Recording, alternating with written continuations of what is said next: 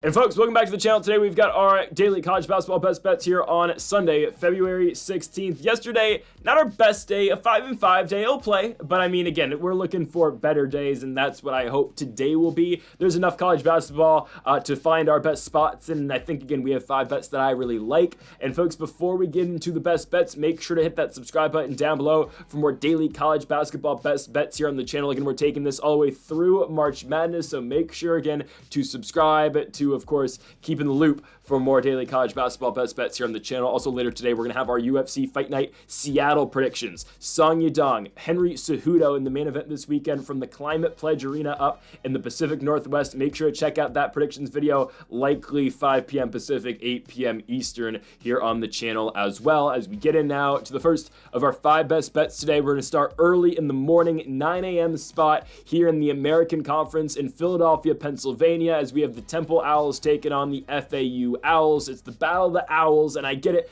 Philadelphia's seen a lot of winning recently, obviously, with the Philadelphia Eagles. Maybe the Phillies finally break through in MLB. I don't know. Sixers, ooh, yikes. Don't anticipate the Flyers to win anything this season either, but we've got Temple taking on FAU, where we think that Philly goes the wrong way here. Again, they got the Eagles. That's enough. The Temple Owls are losing to Florida Atlantic here. I think it's a good spot for FAU. Record-wise, sure, FAU and Temple might be about in the same spot. FAU 7-4 in the American Conference, 14-10 as a whole. The Owls of Temple 6-6 in the American Conference and 14-11 with their overall record.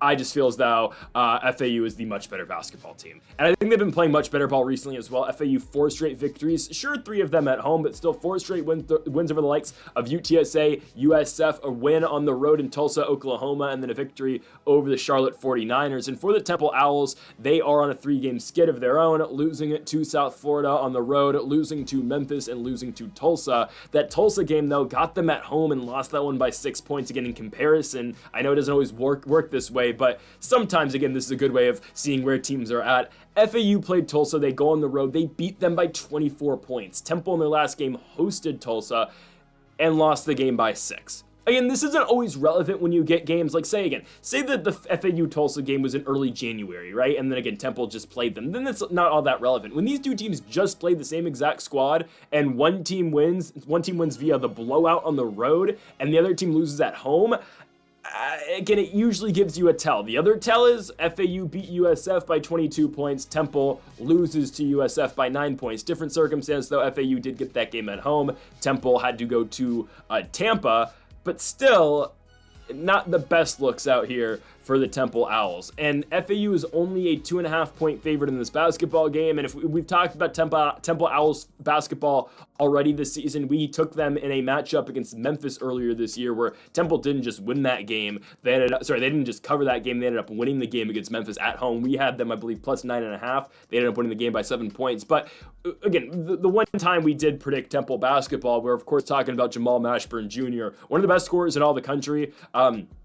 Mashburn averaging 22 points a game, and obviously, again, if you're picking Temple, you are thinking that Mashburn's going to have a night. I mean, hell, we look at his last 5, especially, his last 3 games. The Charlotte victory in double overtime, he scores 34. The East Carolina victory in double overtime, he scores 32. The Tulsa loss, he scores 19. So Mashburn, again, didn't play the 2 games in between against USF and Memphis.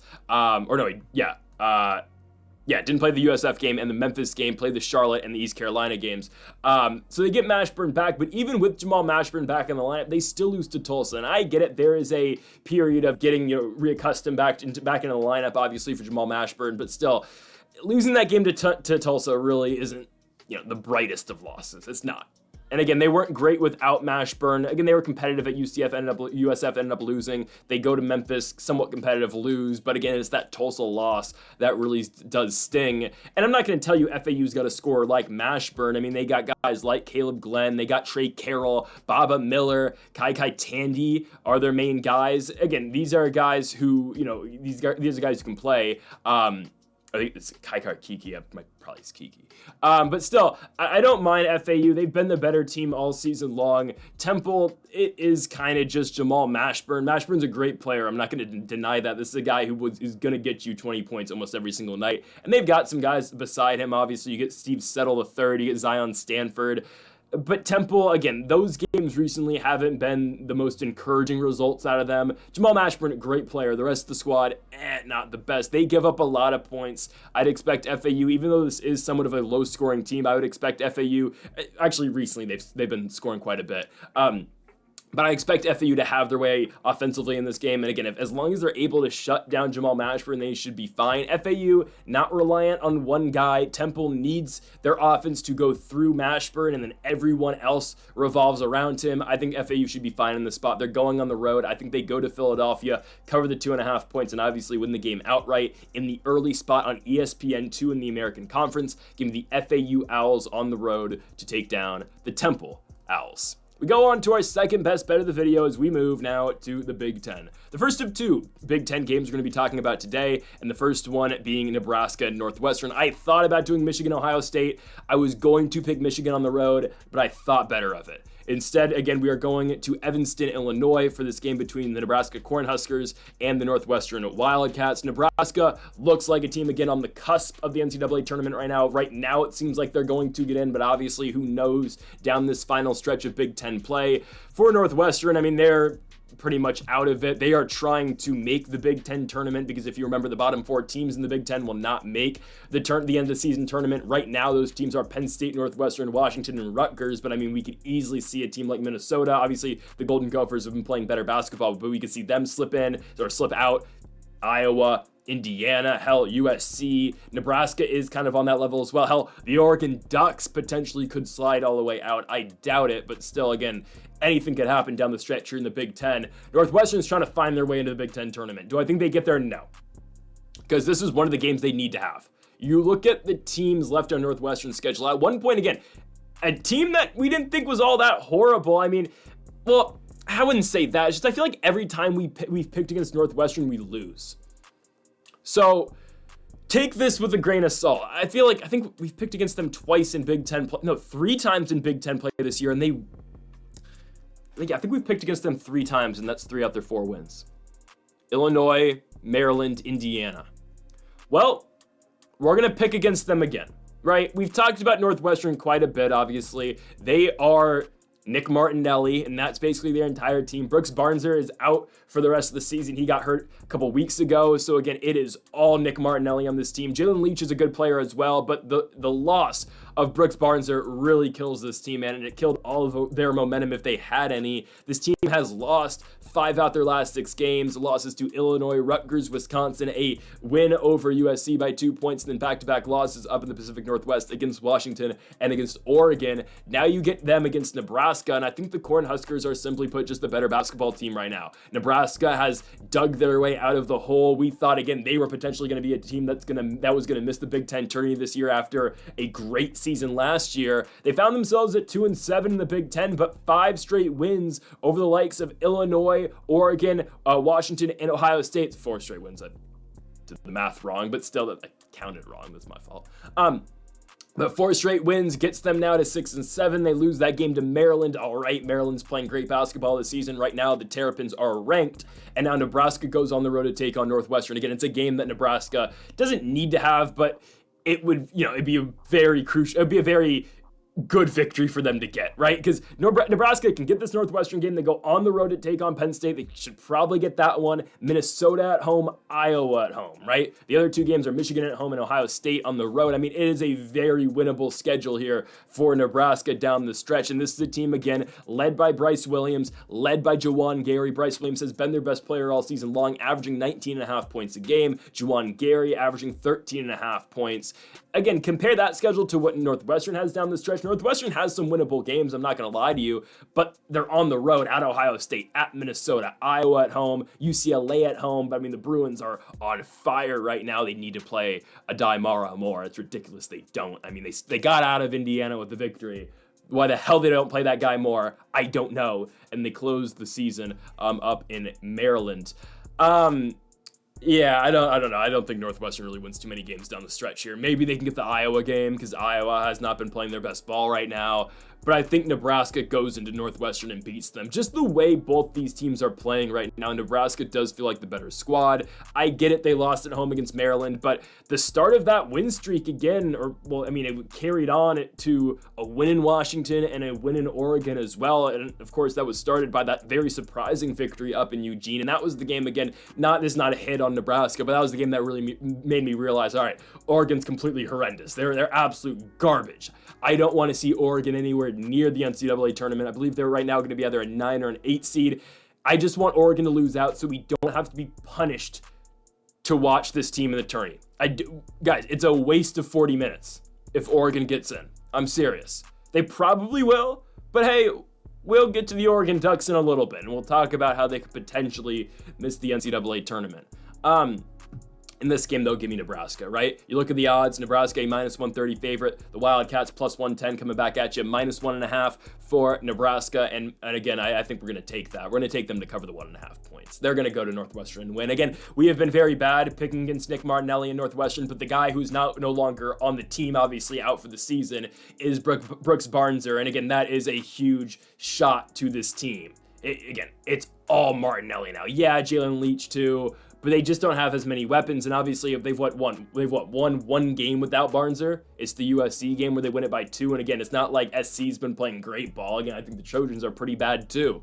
I think Nebraska goes in here and wins. I think we get a big game out of Bryce Williams. I think Juwan Gary shows out as well. And I like the Nebraska Cornhuskers to go on the road to Evansville in Illinois and beat the Northwestern Wildcats. We move on to our third best bet of the video, and we go to the game of the day. Undoubtedly the game of the day. Such a big game in the Mountain West to the point where they're talking about this game on College Game Day. It's crazy.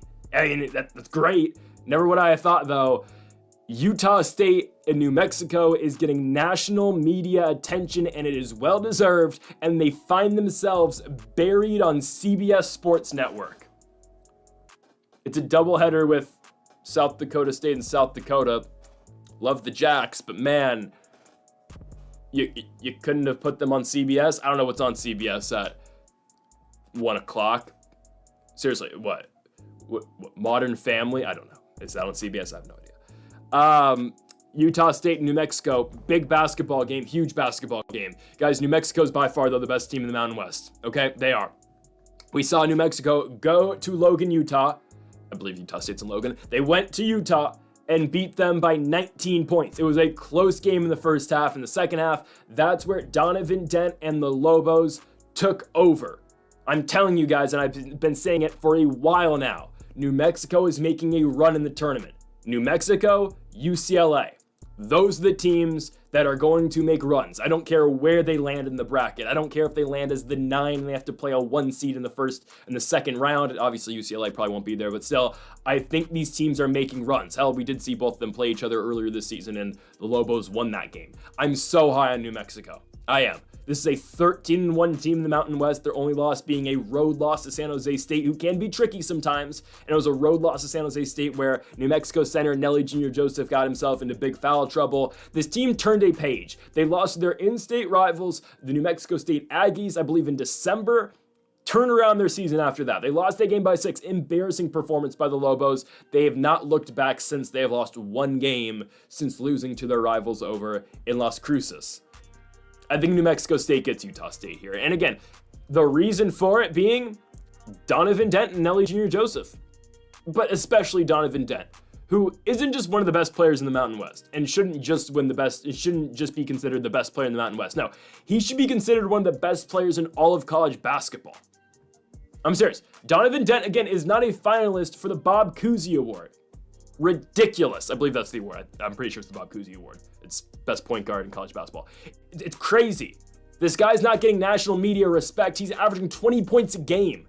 And he's on a team that's going to be likely, I think, a 7 or a 6 team in the NCAA tournament. I think if they can run the table here, win the Mountain West, I think, again, right now they're slated to be about an 8. I think they probably can get to a 7 or a 6 if they completely run the table here. And obviously a victory over Utah State, the second best team in the Mountain West, will certainly go a long way in, improving their seeding. It's ridiculous New Mexico's not ranked right now, but again, this victory over Utah State will get them in the rankings, and we saw this game again in Utah, and New Mexico ran away with it in the second half. And don't get me wrong, Utah State, great team. They have won 3 straight since the New Mexico loss, going to Laramie and beating Wyoming by 4 points, going to Fresno and beating Fresno State by 8 points, and beating Colorado State at home by 8 points.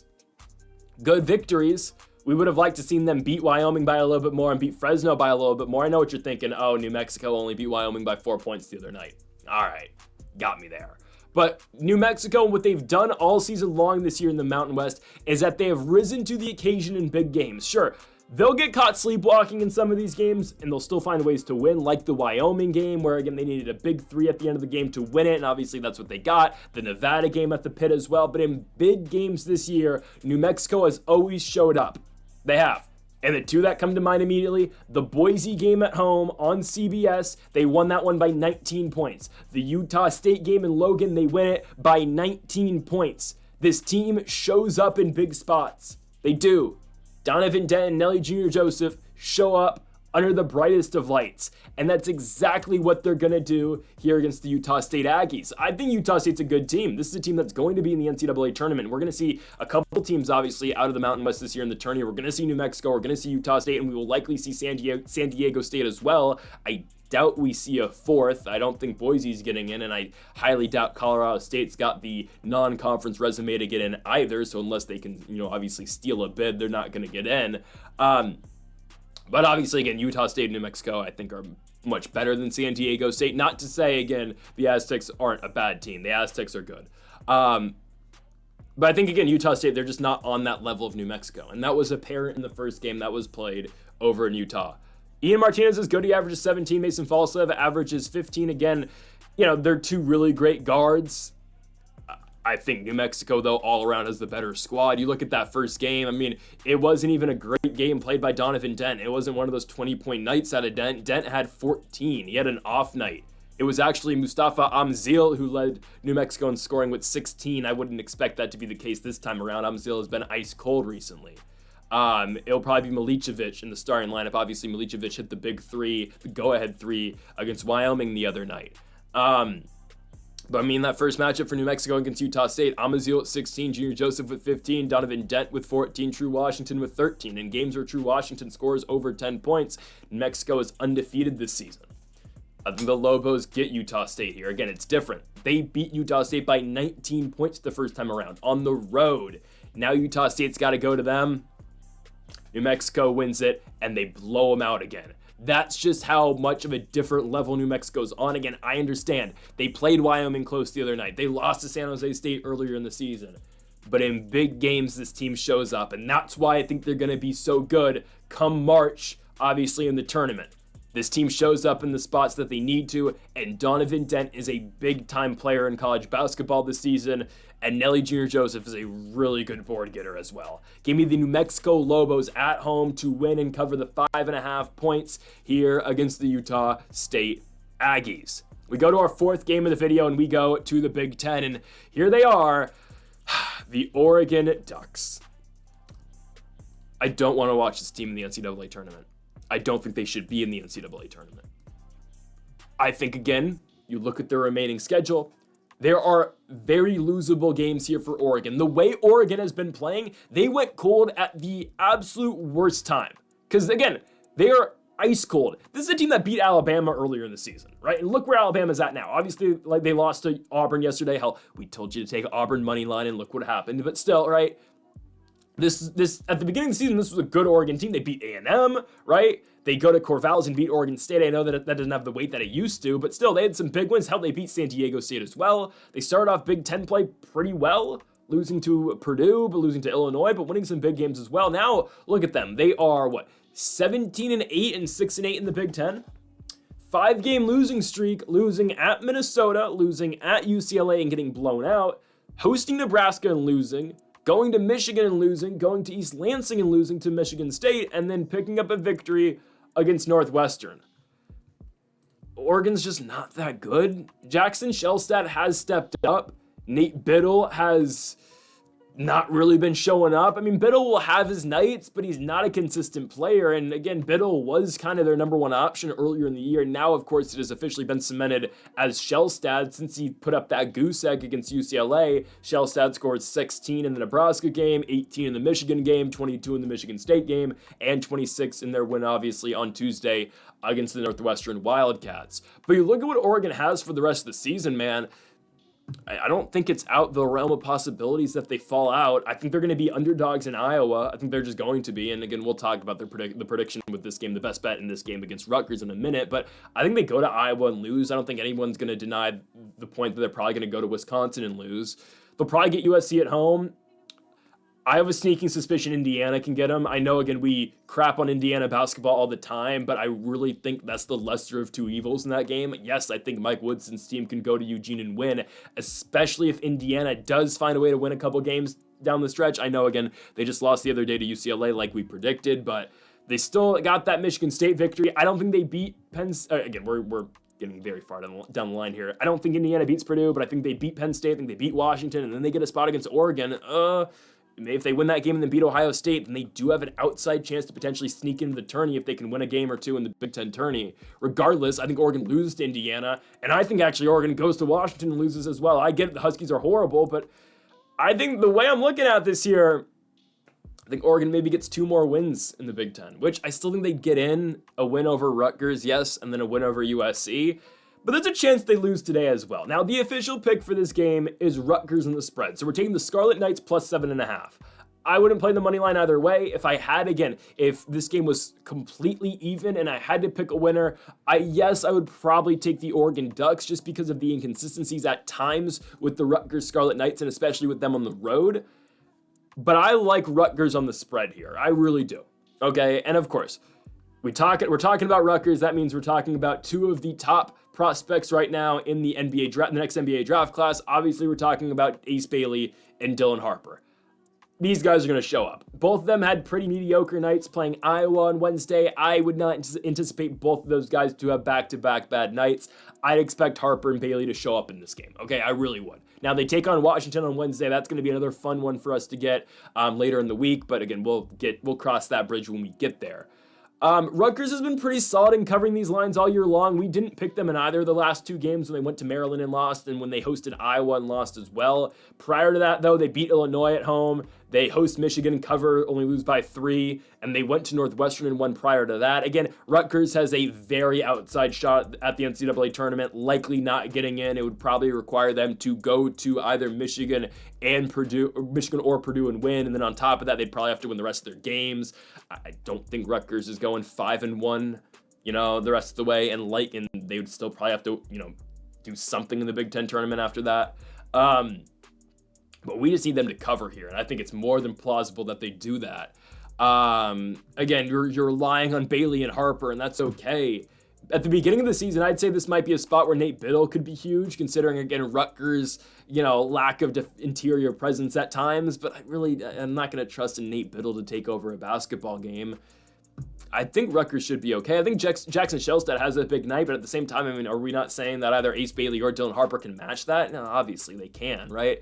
I think, again, if Rutgers at their best, which I expect them to be, coming off 4 days rest in this spot. I know they had to travel all the way to Oregon for this one, but they've been off for 4 nights. I'm expecting Rutgers to be at their best in this game, and I would expect this game to come down to the very last couple seconds. I don't think this is a 7.5 point line. I think Rutgers easily covers this. I think this is one, again, that goes down to the wire. Hell, Nebraska was a 9.5 point underdog a couple weeks ago when they went into Eugene on a Sunday. What happened? They ended up winning the game outright. I'm not telling you Rutgers is going to go to Eugene and win, but what I am telling you is that they're going to cover 7.5 points, plus 7.5 for Rutgers on the road in Eugene, Oregon, against the Oregon Ducks. We go on to our final best bet of the video, and we go to Evansville, Indiana. For Evansville and Valpo, it is an all-Indiana matchup here in the Missouri Valley Conference. And yes, one hell of a way to end your Sunday between 2 of the worst teams in the Missouri Valley. Shout out Missouri State. They are the worst team in the Missouri Valley. We are riding with the Beacons of Valpo. Yep, I know. We're taking the team with a worse record on the road to go to Evansville and win. Yeah, I believe it. I get it. Evansville got the first matchup against Valpo. They beat them by 10 points at Valpo, and then after that, they went to Belmont and won as well, and they beat Murray State. Well, everyone can beat Belmont. No, I'm kidding. Belmont's not bad. But Valpo just beat Belmont, and they got him at home, and they put up 101 points. It's the best Valpo's offense has looked all season long. We are parlaying that momentum now into a victory on the road in Evansville. I thought Belmont was going to beat Valpo. I'll be honest. This is the first time I've ever picked Valpo on the channel. Okay? Full transparency. But we're going to ride that momentum. I don't think Evansville is good, and neither should you. And this is a weird spot, too. 8 o'clock night game in Indiana during the NBA All-Star game? Again, who cares about the NBA All-Star game? It's a joke. But it's a weird spot. It's a late night spot. I don't know why this is so late. Again, in Indiana, it means more than basketball out there, obviously. But I think, again, if Valpo can carry any of that success they saw against Belmont into this one, they should be all right. I mean, this team was shooting lights out in that game against Belmont. Man, I mean, again, something that we hadn't seen all year and probably since the Western Michigan game for Valpo this season. And it all started with Cooper Schwieger. Schwieger, again, was money. 11 for 19 from the field, and then All Right was the guy who was unloading from 3. He goes 3 for 7 from beyond the arc, and then you get the bench guys as well. Isaac Shaw plays 8 minutes, comes in, sinks 2 threes. You get Tyler Schmidt, who comes into the game, goes 2 for 2 from beyond the arc. It's not a bad Valpo team, honestly.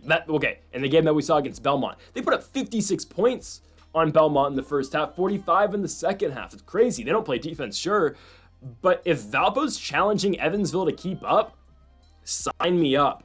Evansville's coming off 3 straight losses, a home loss to Southern Illinois, a home loss to Bradley, and their road loss to Missouri State, who is the worst team in the conference. And what do they do in those 3 games? They put up 59 against Southern Illinois, they put up 74 or whatever against Bradley, and they put up 54 against the worst team in the conference in Missouri State. This Purple Aces Evansville team is led by Tayshawn Comer, who is averaging 16 a game.